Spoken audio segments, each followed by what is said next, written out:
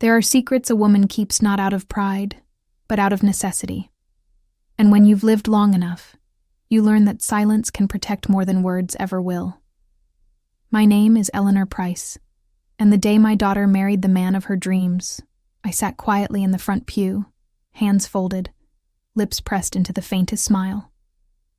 Everyone thought I was simply a proud mother, tearful and content.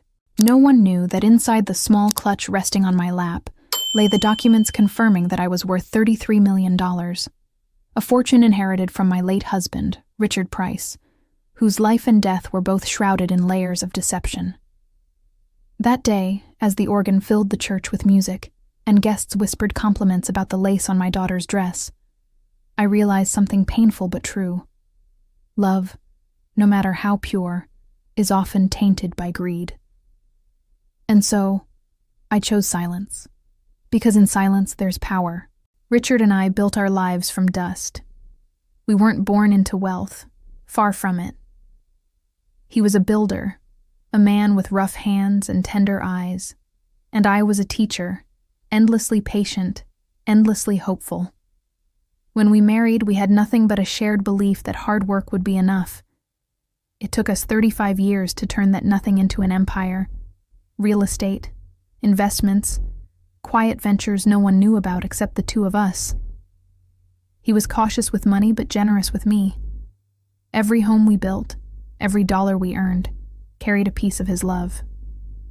When cancer took him, it wasn't death that broke me. It was the loneliness of surviving someone who made you feel safe. He left everything to me, but with one condition. Eleanor. His voice cracked as he read the letter from his lawyer's office weeks before his passing. Never let anyone see the number. Not even family. People change when they smell money. Even blood. I thought his warning cynical then. A reflection of pain more than truth. But I learned quickly that wealth, like a loaded gun, changes hands with danger. My daughter Samantha was my only child. She grew up watching her father build, plan, invest. She had his intelligence but none of his caution. From a young age, she wanted more. More travel, more clothes, more attention. I told myself she'd mature with time, that the hunger in her eyes was ambition, not greed. But when she brought home Michael, her future husband, something in my chest tightened. He was charming, the kind of charm that feels rehearsed, smooth as glass, but hollow inside. He talked about startups, connections, investments, always looking at me a beat too long when money entered the conversation. The night before the wedding, Samantha came into my room, her eyes bright but restless. "Mom," she said, sitting on the edge of the bed, "I just want to thank you for helping with everything.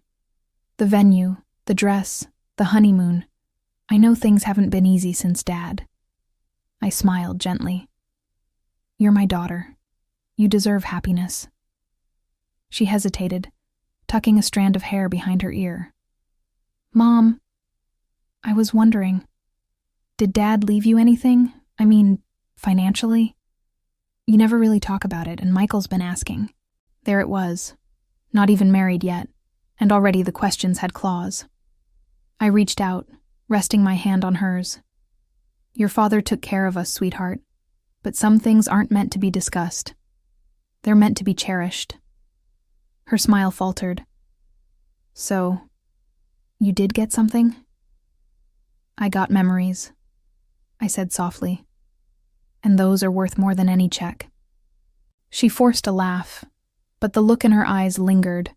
Suspicion, curiosity, calculation.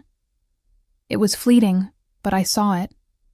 That was the moment I decided I would never tell her. Not about the $33 million. Not about the properties. Not about the offshore account Richard opened in both our names before he passed. The wedding was beautiful. The flowers bloomed like promises, and the vows shimmered with tears and hope. But even as I clapped, even as I kissed her cheek and whispered blessings, a quiet voice inside warned me, "You're applauding a stranger's future." After the honeymoon, Samantha and Michael settled into a condo downtown. one I had quietly purchased years earlier, though they never knew. I told them it was a rental arranged through an agent, but every mortgage payment, every repair, was funded from accounts under my control. I thought keeping ownership secret would give them freedom. Instead, it gave them arrogance. Michael started visiting more often. He'd stop by under the guise of checking in, bringing cheap wine and expensive questions. "So, Eleanor," he'd say, leaning back in my armchair, "you've got to be doing pretty well, right? Richard was a smart man. Must have left you something decent. You should let me help you invest. I've got great opportunities lined up." I'd smile politely, pour him another glass, and deflect. "I appreciate the offer, dear, but I'm quite happy where I am." He'd chuckle, eyes scanning the room. "You know, Sam worries about you. Living alone on a teacher's pension, it's tough. If you ever need anything, we're here." It was a clever act, concern wrapped in condescension. But beneath the words, I heard it clearly. How much are you worth? And how do we get it? One afternoon, I overheard them arguing in the hallway outside my apartment. My name surfaced like a flare. "She's hiding something," Michael hissed. I looked at her car registration, paid in full cash, no loans, no debts. Nobody her age pulls that off without a nest egg. "Maybe she just saved, Michael," Samantha snapped. "Not everyone blows money like you." "Oh, please. She couldn't pay for that wedding on a teacher's pension. There's money somewhere. You said your dad was loaded. Where did it go? You're the only kid." A pause. Then Samantha's voice, quieter. "If she's got something, she'll leave it to me. I don't have to ask." Michael laughed. "You think so? You're naive, Sam. You wait. She'll give it to some charity or a cat shelter. People like her. They hoard until it's too late." I stood frozen behind the door, my hand trembling on the knob. Each word felt like sandpaper scraping old wounds. They weren't talking about family. They were talking about a transaction. That night, I sat at my desk and opened Richard's letter again, the one sealed and left beside his will. His handwriting was steady, confident. "Eleanor, trust no one with what you've built. Money doesn't reveal character. It exposes it. The ones who love you for who you are will never ask how much you're worth." Tears blurred the ink. He had known. Somehow, he had known. From that moment on, I played my role carefully. The modest widow, the quiet mother, the woman with nothing but love to give. But beneath the surface, I began constructing something more. Not just a financial wall, but a moral one. I created a trust, not the kind Samantha expected. I named her as a beneficiary, yes, but with clauses, strict ones. She would only inherit a portion, and only under conditions she didn't yet know existed: marriage stability, financial independence, and a record free from fraud or exploitation. If she or her spouse attempted to manipulate, deceive, or exploit family for personal gain, their share would be redirected to charity. Richard's lawyer, a kind but shrewd man named Mr. Halden, helped me craft every word. "It's protective, not punitive," he said. "You're giving her the chance to prove herself." I nodded. "And if she doesn't?" He folded his hands. "Then she'll learn the hardest lesson of all, that love built on greed collapses under its own weight." Months passed. Samantha's calls became less frequent, her tone more transactional. She'd ask about bills, medical appointments, my future plans. Sometimes Michael would slip questions into conversations, pretending they were casual. "Ever think about moving, Eleanor? Downsizing? You could cash out and live easy. We could help with the process." I'd smile. "I'm quite comfortable where I am, dear, but thank you." Still, their persistence grew. And then came the evening that changed everything. It was a Sunday. Rain whispered against the windows as I read by lamplight. My phone buzzed. Samantha. "Mom, can we come over? We need to talk." They arrived 15 minutes later, soaked and tense. Michael carried a folder. Samantha's eyes were rimmed red. "What's wrong?" I asked. Samantha looked at Michael, then back at me. "Mom, we're in trouble. Michael's business, it's gone under. We've lost almost everything. The investors are suing. We might lose the condo." Michael leaned forward, clasping his hands like a penitent priest. "Eleanor, I know you've been careful, but you must have something put aside. A savings account, bonds, anything. If you could just loan us a bit, we could fix this."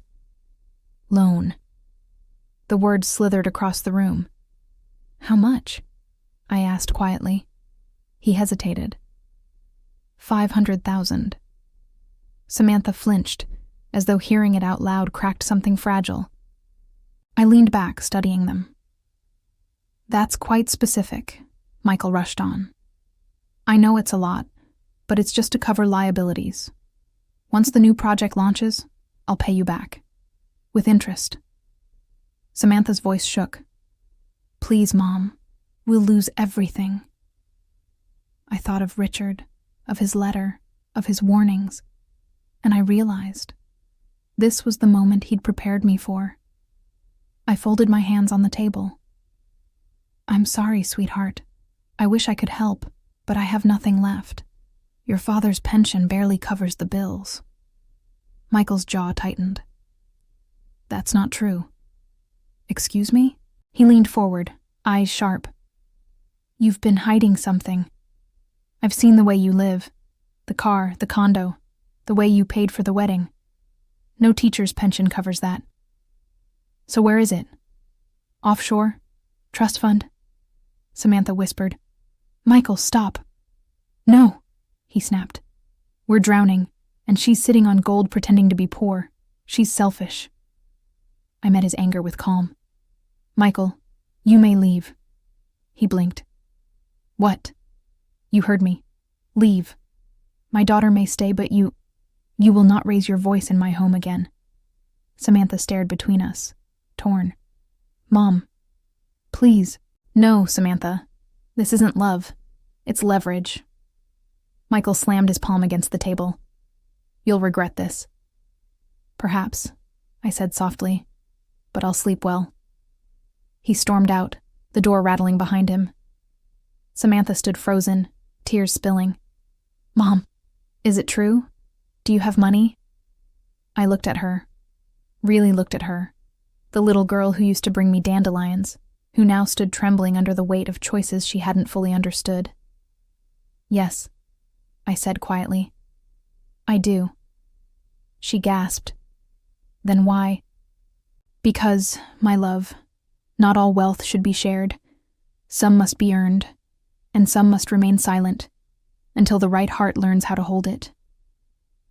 The rain outside grew heavier, each drop like a ticking clock, and I knew the storm had only begun. Then the porch light flickered, and in the reflection of the glass, a shadow moved. Lingering, listening. Someone else knew, and my silence was no longer safe. The porch light sputtered once, twice, as if deciding whether to warn me or simply record my fear. I stood very still, hand on the table where Samantha's tears still shone like rain, and listened to the hallway on the other side of the door. Footsteps, hushed, a whisper I could not make out. Then silence, so complete it pressed against my chest. Someone else knew, I had told myself. By morning, the thought felt less like dread and more like a hypothesis I could test. I brewed coffee I didn't drink, watched the street wake up through lace curtains that once belonged to my mother, and waited for the world to show its next card. It did, at 9:11, when a white envelope appeared beneath my door as neatly as if it had been delivered by a postman who believed in secrets.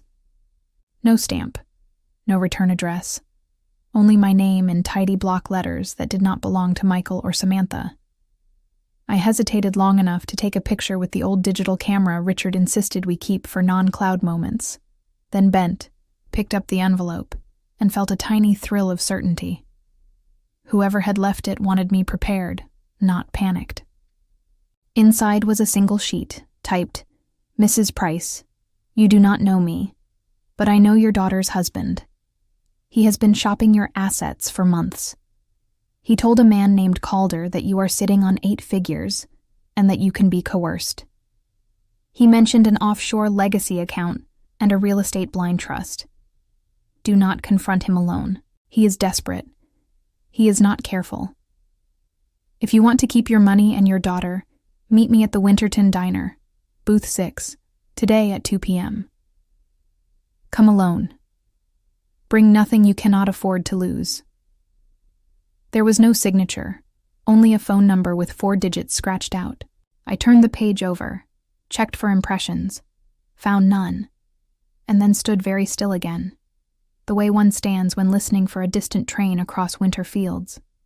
The name, Calder, shivered through me like a draft someone forgot to seal, and I understood 2 things at once.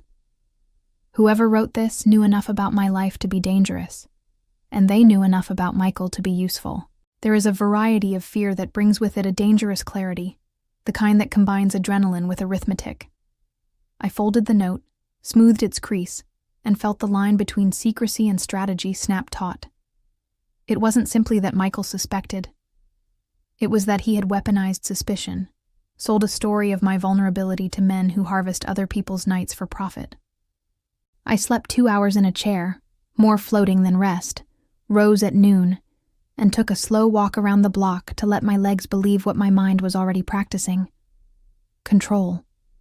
The Winterton sat at the corner like it always had. Chrome trim dulled by 1,000 mornings, coffee that tasted like confession and courage, a bell that rang no matter how gently you opened the door. I slid into booth 6 at 1:58 and ordered tea I didn't plan to finish. At 2:02, a woman in a navy blazer that had outlived 2 fashions and a dozen cases sat opposite me without asking permission. She had the kind of face that made people tell the truth to save time. "You must be Eleanor," she said, not offering a hand, which told me she had no interest in fingerprints or performative warmth. "My name is Mara. I find people who lose themselves in money. Your son-in-law has been leaving muddy tracks across rooms he thinks no one is watching." She placed a small, battered recorder on the table, and then a photograph. Michael at a bar with a heavy-shouldered man whose grin looked purchased, a man I did not recognize but felt I had somehow always been avoiding. "That's Calder," she said. "He specializes in pressing soft places, family, reputation, names that don't want headlines. Your son-in-law went to him twice last month, and a 3rd time 2 nights ago after you said no. He told Calder you could be scared into liquidating. He told Calder you were proud. But pride cracks when glass does." Another photograph slid toward me. A screenshot of messages in which Michael bragged about unlocking widow wealth and turning grief into runway. The words made my stomach lurch the way the elevator does when it forgets a floor. "Why are you helping me?" I asked, willing my voice to carry no tremor. "Because I'm tired of the same ending," she said, as if reciting a vow. "Because Calder escalates. Because when a woman's silence looks like a vault to men like him, they bring crowbars. You and I will bring locks, with alarms." She leaned forward, her eyes level with mine. "Do you have a lawyer who thinks in chess, not checkers?" I said Halden's name, and she nodded once in a way that meant good enough. "Then call him from the payphone outside. Change custodians, freeze what can be frozen, move what must move. Do not text me. Do not text anyone. Assume Michael reads anything digital he can touch. Then tell your daughter the truth. All of it. Secrets rot fastest in love." She pushed a card my way with nothing but her first name and a landline written in pencil. "If Calder or Michael tries to set the narrative, I set it louder," she added, tapping the recorder. "I like the sound of their own words when a judge hears them." When I left the diner, the sky had taken on the bruised color of the hour before rain, and it occurred to me that weather, like grief, often arrives with more poetry than warning. I called Halden from the laundromat's payphone, the one that still swallowed quarters and memories, and spoke briskly because I knew he would already be halfway to ready. He did not gasp or ask for dramatic retellings. He said, "We move, Mrs. Price. Today." By dusk, the trust's custodian had been replaced. Account alerts had been set to hair trigger, a service filed to flag any inquiry that even rhymed with my name, and a temporary perimeter wrapped itself around my life like a new cast around a healed fracture. I placed Richard's letter back in the safe because talismans matter when strategy begins. Then I called Samantha. "Come over," I said, "without Michael." She came with her hair unbrushed and her apology already crowding her throat. Before she could spill it, I took her hands and gave her the truth. Not numbers. Numbers are magnets that pull filings from the softest corners of a person's heart, but shape and meaning. I told her father had left more than money. He had left a stewardship and a warning, and I had kept both. I told her about the clauses in the trust, how love has conditions when money enters the room because money removes the conditions love naturally supplies. I told her we had a problem that was not simply marital but moral. A man who believed leverage was love, and proof of affection was a check that cleared. She did not argue. For the first time in years, my daughter listened the way children listen to thunder, counting seconds between flash and sound the better to measure distance. "I didn't know," she said, voice small, and it was the kind of small that makes room for growth rather than excuses.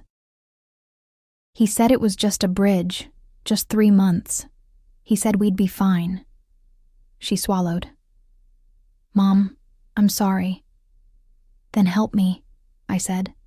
"Decide how much of your life you are willing to tie to a man who rents from chaos." I poured tea we did not drink. "I will help you get safe. Not comfortable. Safe. Safety looks like lawyers and statements and the kind of courage that doesn't fit into a bouquet." We drafted steps with Halden on speaker. A separation consultation, a private mailbox, a new phone number, a modest account in her name funded with what Richard used to call weather money, enough to get to shelter but not enough to tempt the storm. We agreed she would pack in the morning while he was out.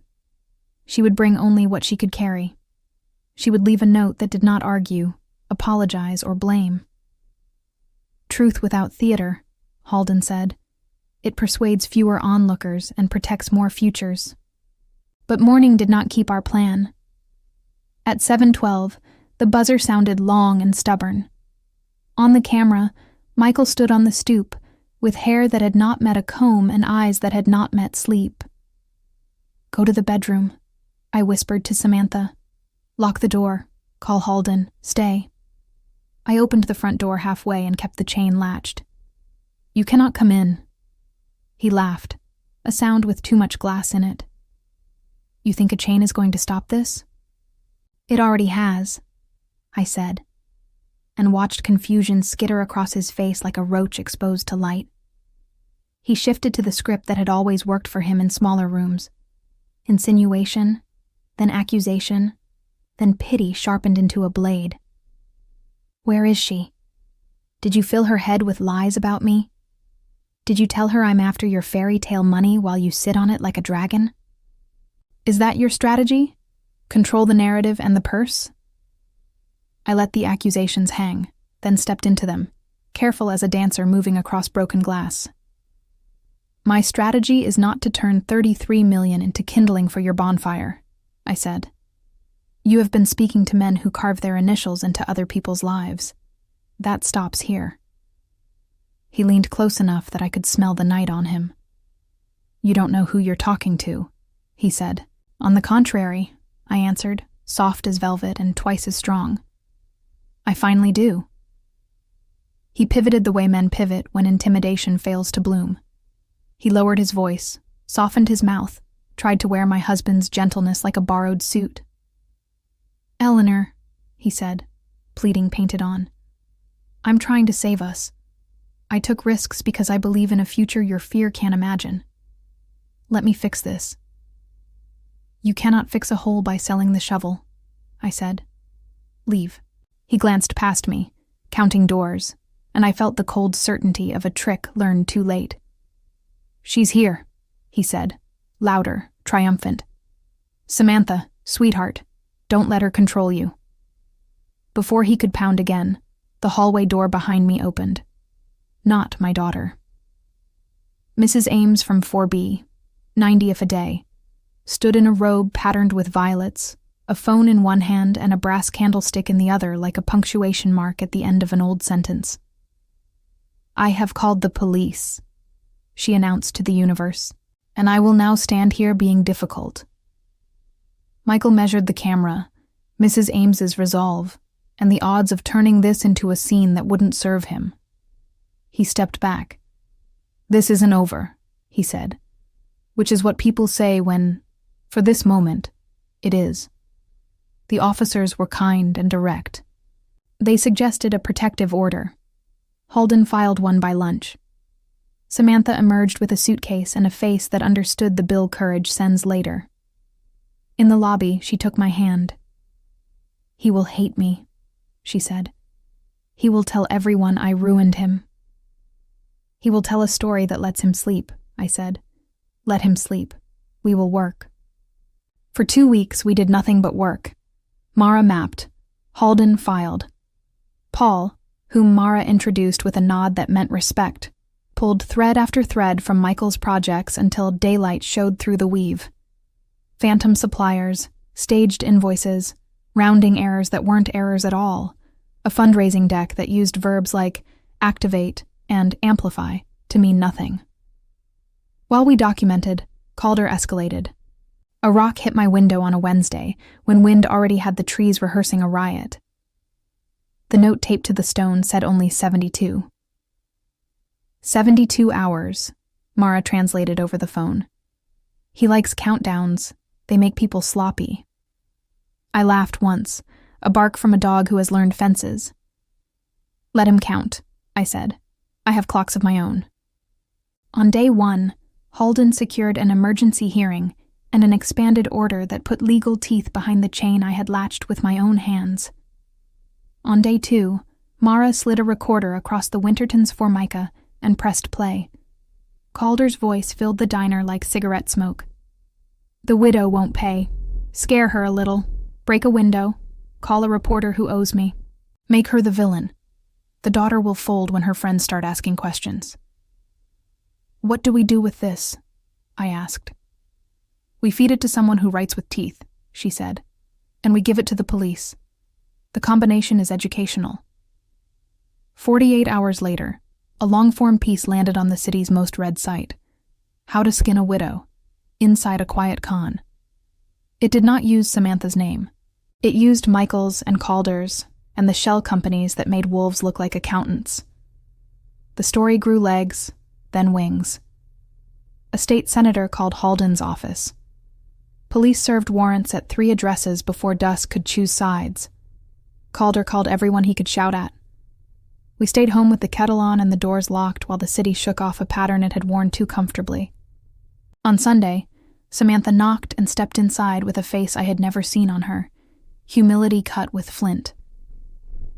"I met with the separation attorney," she said without prelude. "I want out.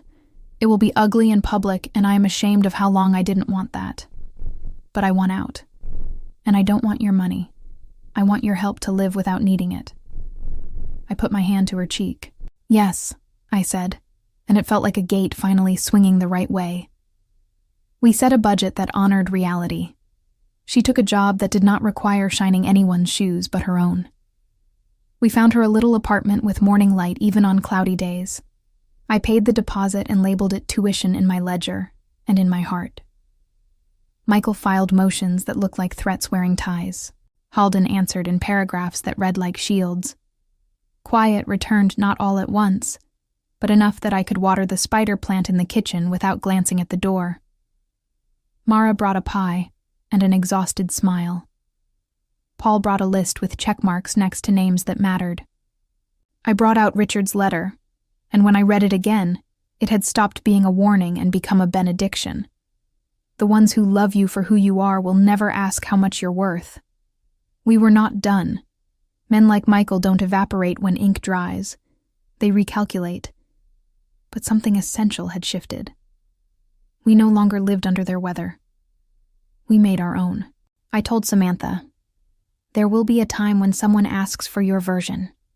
Give them the one that keeps you honest and kind, not the one that keeps you a victim." She nodded. "I want to be a person who pays what she owes," she said.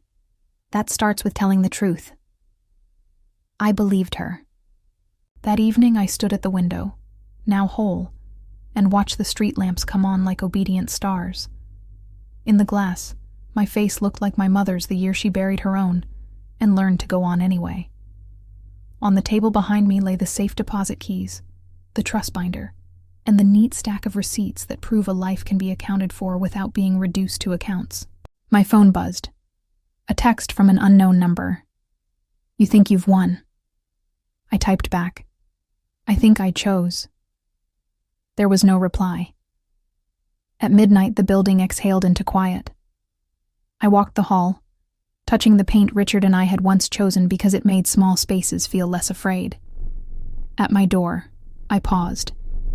Through the wood, soft as a moth's wing, I heard a careful breath that wasn't mine. I lifted the chain, opened the door the width of a palm, and found an envelope on the mat.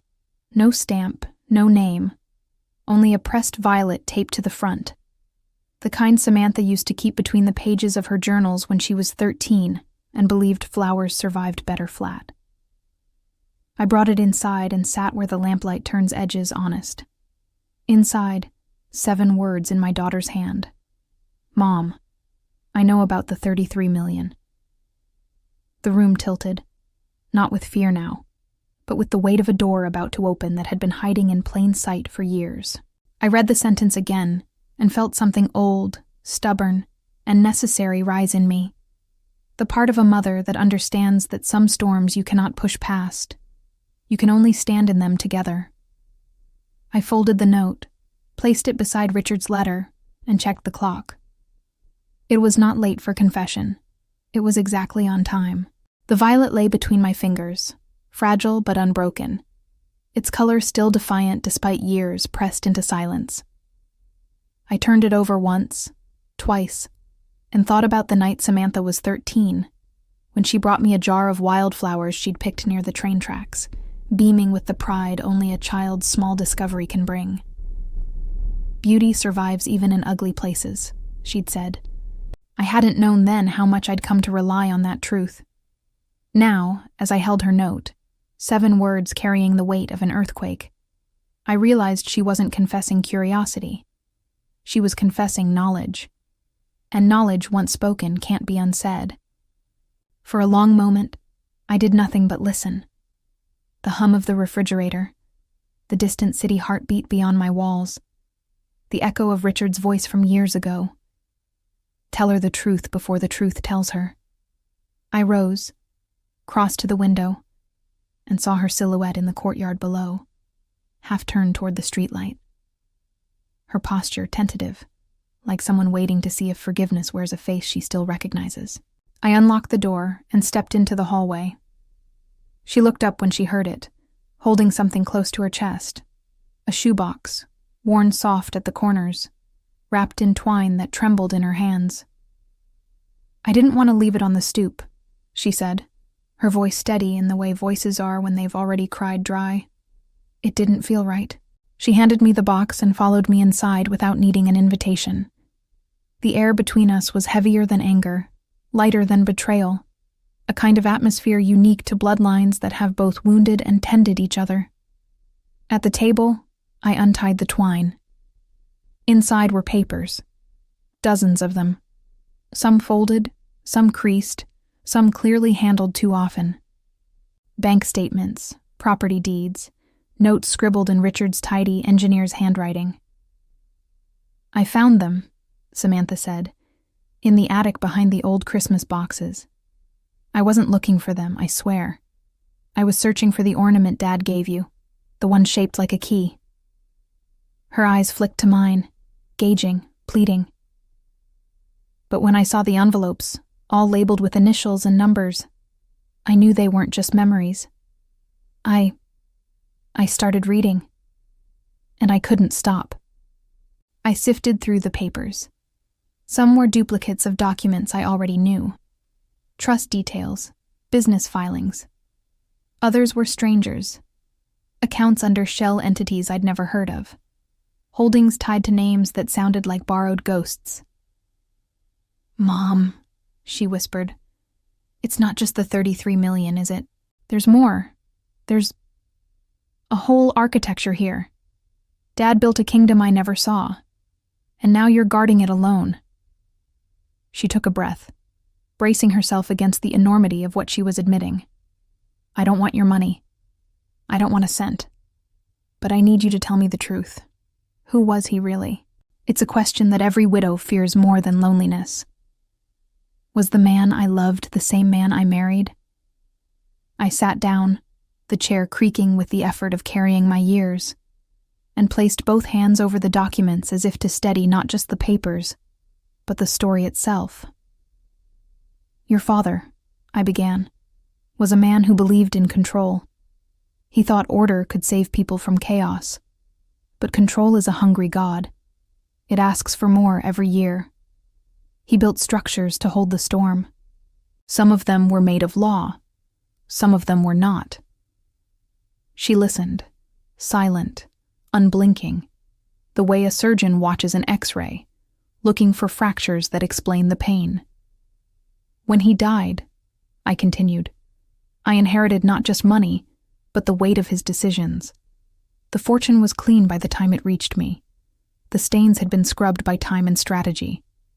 But yes, Samantha, before it was purified, it passed through shadows." Her face didn't flinch, only softened with a kind of terrible understanding. "So the men Michael brought into our lives, Calder, the others, they weren't the first?" "No," I said quietly. "But your father never let them touch the house. He was a bridge, not a buyer. He traded in favors, not allegiance. And when he realized the bridge was starting to sway, he built an escape on the other side." I slid one of the papers toward her, a trust amendment dated a month before his heart attack. "He meant for you to have choices," I said. "Not burdens, choices. That's what wealth should be. Permission, not prison." She traced her finger over his signature, and I watched her shoulders straighten, as if carrying the truth gave her back her height. "Then why didn't you tell me sooner?" The question held no accusation, only ache. "Because love and fear often wear the same coat," I said. "I was afraid you'd see only the number and not the lesson. I was afraid you'd repeat our mistakes in your own marriage, building something golden that still rusts underneath." She nodded slowly, absorbing it the way soil absorbs rain, quietly, completely. Then, "It's too late to save Michael." It wasn't a question, it was acceptance. "It's never too late to save yourself," I replied. We spent the next hour cataloging what she had found. Every paper told a fragment of the man we both had loved, and each discovery felt less like betrayal and more like archaeology. When the clock chimed midnight, she rose, exhausted but unburdened. "I'll stay with you tonight," she said. "If you'll let me." I smiled. "The guest room has clean sheets and no ghosts." We laughed softly, our first shared laughter in months, and it sounded like something fragile stitching itself whole. But peace, I've learned, often hums just before the next storm. At 3:17 a.m., the intercom buzzed twice, an insect trapped in metal. I slipped from bed and checked the monitor.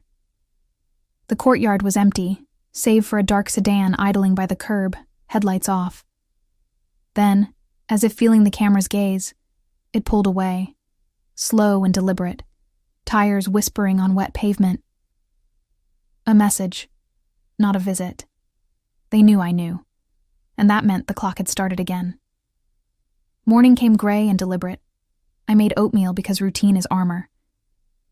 Samantha joined me, hair tousled, face soft from real sleep. "We should go to the police," she said between sips. "If Michael's involved, they need to hear it from us." I considered, then shook my head. Not yet. We go to Halden first. Information is only power when it's organized. By 10, we were in his office, documents spread like a mosaic across the mahogany table. Halden read in silence, jaw tightening, eyes narrowing. Some of these entities, he said, tapping a page, trace back to foundations your husband dissolved before his death. Others, he stopped, recalculated. Eleanor, this ledger isn't just an archive, it's leverage. I frowned. Against whom? Against everyone who still profits from the architecture Richard built, he said. And if Calder got wind of that, he'd see you as the key to a vault, not a person. He sat back, steepled his fingers. This isn't just inheritance anymore. It's evidence. And evidence attracts predators. Samantha's hand found mine under the table. What do we do? She asked. Halden's answer was precise. We build walls, legal ones. We document the trail, notify the trust board, and initiate a formal audit. Transparency will make you useless to them. I smiled faintly. You mean safe? In this world, he said. Those are synonyms. By afternoon, Mara had joined us, her sharp eyes scanning each page with the quick fluency of someone who reads danger like a second language. Calder won't like this, she said finally. You've turned his leverage into liability. Expect pushback. What kind? I asked. Public, she replied. He'll leak half-truths to friendly mouths, stories about hidden fortunes, offshore games, greedy widows. The goal isn't truth, it's smoke. Then we'll light our own fire, I said. Bigger, brighter. Halden nodded. Controlled burn. We'll release the trust's full history ourselves. Audited, verified, boring as taxes. They can't weaponize what's already public. For the first time in weeks, I felt the faint hum of control returning to my veins. We left his office with a plan as solid as stone. Yet, as we stepped into the late afternoon haze, I saw movement across the street. A man in a gray coat, pretending to read a newspaper. He looked up just once, meeting my gaze long enough to confirm what we both already knew. The watchers were back. That night, I triple-locked the doors. Samantha slept in the guest room again, her breath steady as a metronome. I sat by the window, Richard's letter open in my lap. If you are reading this far, it said, then the storm has found you. Remember, wealth is not a fortress, it's a flag. Lower it, and they'll pass by. Raise it, and they'll come. Choose wisely when to wave. Outside, thunder rolled like a promise. I closed the letter, drew the curtains, and whispered to the dark, I'm done hiding. The next morning, I called a reporter, the same who had written about Calder's schemes. Her name was Lila, and her voice carried the calm curiosity of someone who had seen too much to be surprised. Mrs. Price, she said, you've been quiet. Ready to talk? Not about revenge, I told her. About responsibility. We met at a small cafe where anonymity came free with every refill. I handed her copies of the trust records, the amendments, even the ledger Samantha had found. I'm not ashamed of my husband's past, I said, but I won't let others twist it into a weapon. Tell the story straight. She nodded. On record? Every word. 2 days later, the headline read, Widow turns fortune into shield. Corruption unmasked in silent empire. The article painted neither saints nor sinners, only human beings entangled in legacies larger than their lifetimes. It named Calder, detailed Michael's collusion, and quoted me plainly. Transparency is the only antidote to fear. The reaction was swift. Calls from former associates, some supportive, some seething. Messages from strangers thanking me for reminding them that silence isn't safety. And one text from a number I didn't recognize. You made noise. Now hear ours.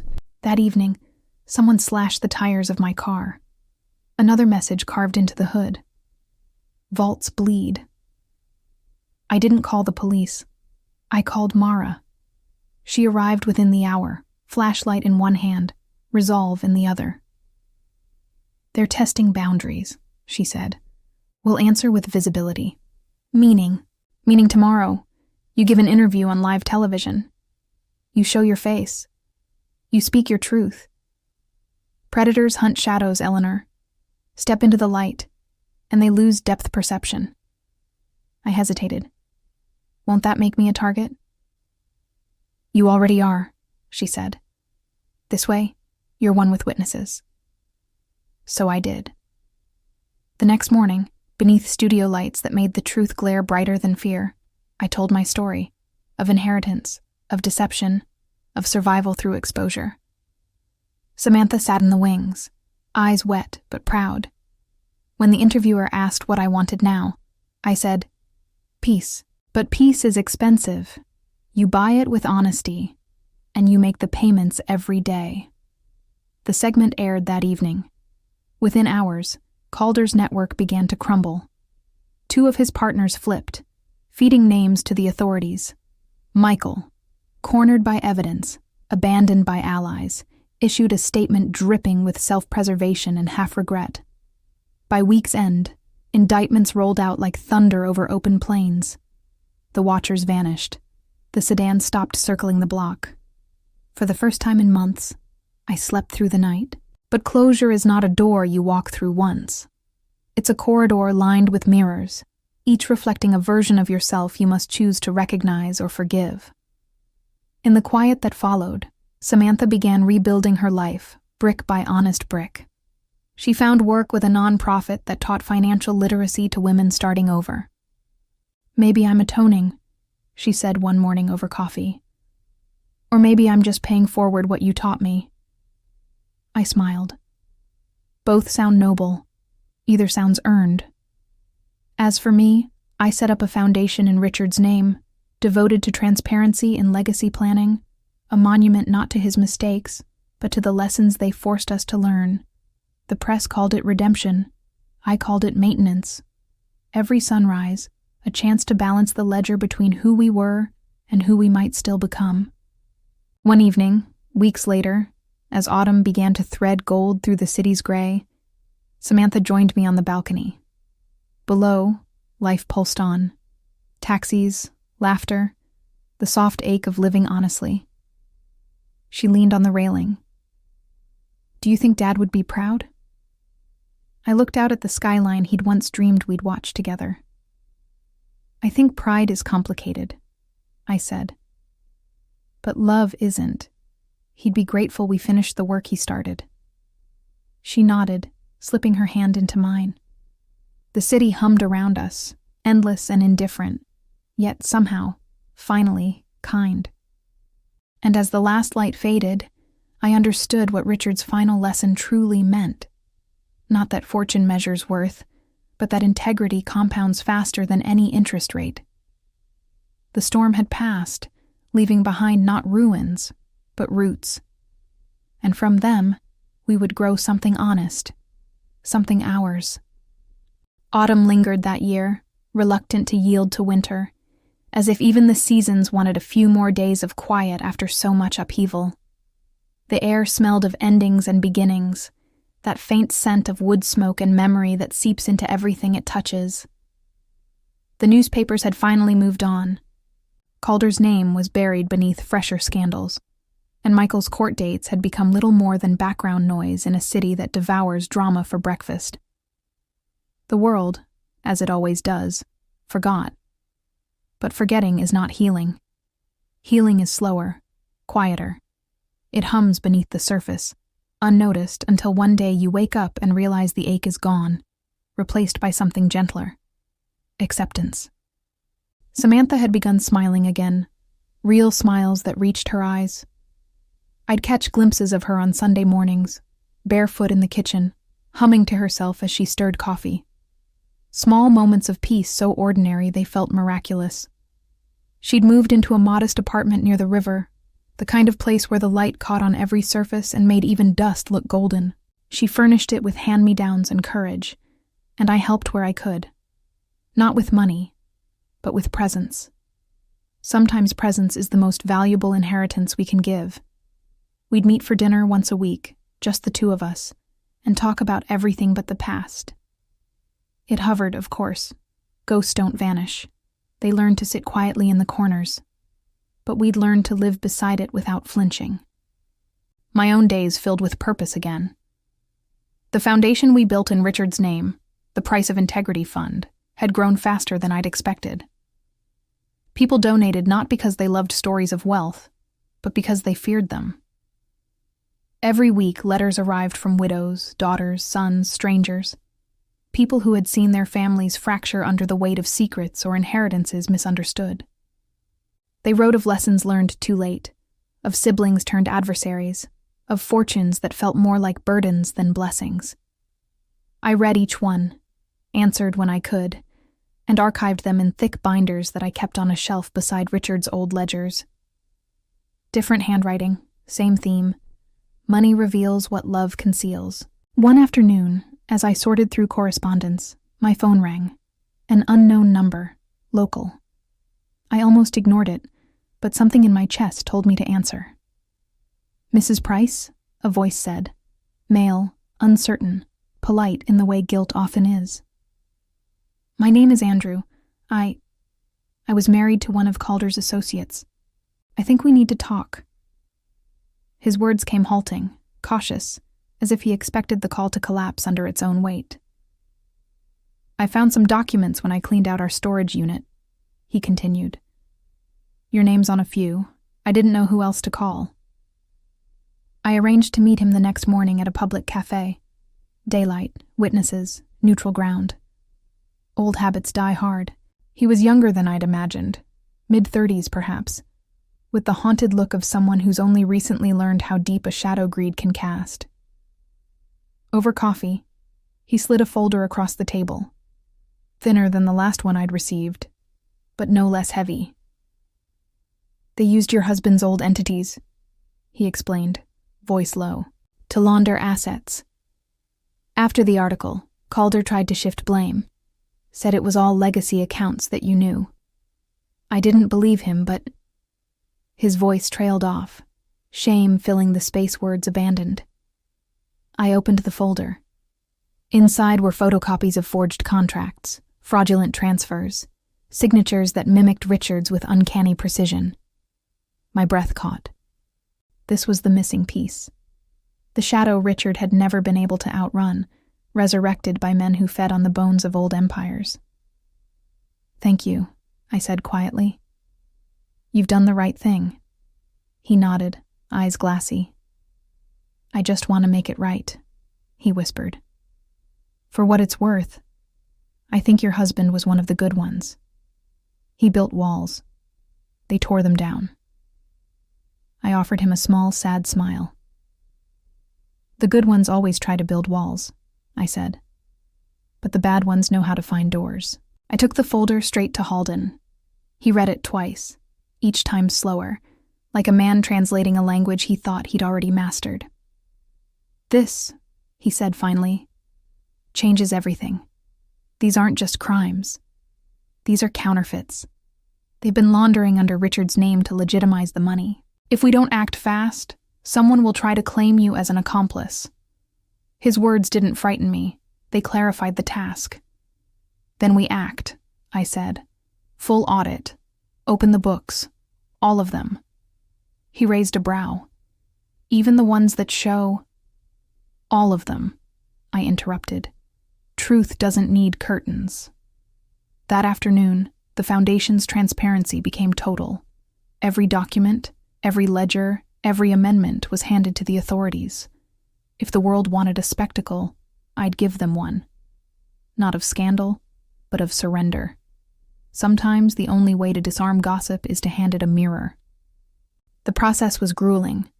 Weeks of interviews, audits, questions designed less to reveal truth than to test patience. Through it all, I kept Richard's letter close, its words worn soft from rereading. Money doesn't reveal character. It exposes it. Each day I saw that truth reflected not just in others, but in myself. It's one thing to speak of integrity when your hands are clean, another to cling to it when the mud rises. Yet, with every disclosure, every confession of oversight or ignorance, I felt something loosen, the last knots of fear untying themselves. And when the inquiry concluded, finding me innocent, vindicated, free, I realized I no longer needed secrecy to feel safe. The truth had become its own fortress.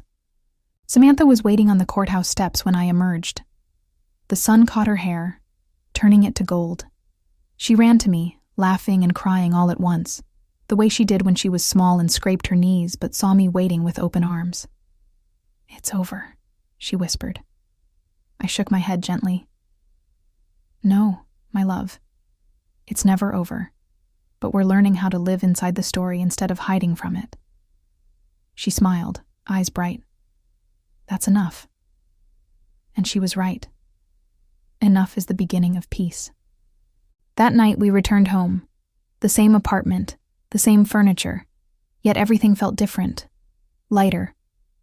I cooked Richard's favorite meal, though he'd been gone for years, and we set 2 plates, not 3. "For him?" Samantha asked.